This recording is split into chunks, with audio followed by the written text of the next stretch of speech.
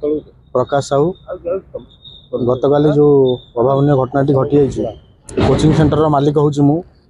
तो पिला प्रतिदिन एमती किसी छोट छोट घटना आनिक आम आगे कहती ये बाटर गला बेले सार एमती हैरान हो कौन करिया मुझे तार समाधान करने चेष्टा करे बहुत समाधान अभिभावक सहित डकई पिला विषय जन कि तुम मैंने ठीक ठाक रुह झील सार आमर आम कहीं तुम ठीक रुह तेणिक जहाँ देखा किंतु गतकाली गोटे एमती अभावन घटना घटी जाइए जहाँ संपूर्ण अंचल को निंदा और आमको बहुत खराब लगुच पिला संध्या 6:30 भितर ट्यूशन छाड़ी फेरी घर को से समय 3 जन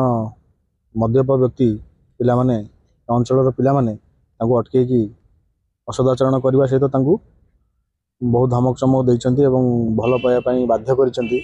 जहाँ पिला माने आसी मत जनइले जनइबा परे मु सांगे सांगे पिला कहली कि तुम अभिभावक ये जनाओ आप आम कि गोटे मंतव्य नेबा एवं पिला माने अभिभावक जनइबा परे अभिभावक माने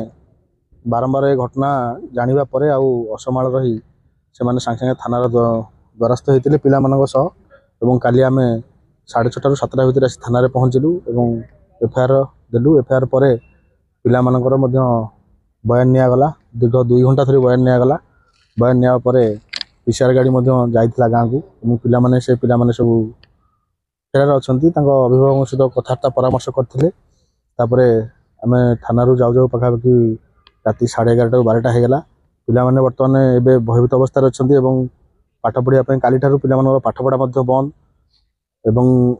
एबे पिला माने थाना रे अच्छी बयान रेकर्ड करा जाउची एपर्यंत दोषी मैंने धरा पड़ी ना प्रशासन कौन करें किसी एपर्यंत जानीपारूँ आम पिला सहित अभिभावक और शिक्षक मैंने आसी उपस्थित अच्छु किंतु जो पिला विषय अभियोग जाइथिला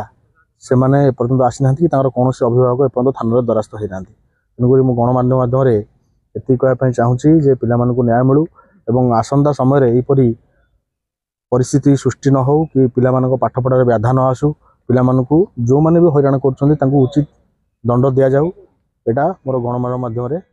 आपण मानक विनीत अनुरोध।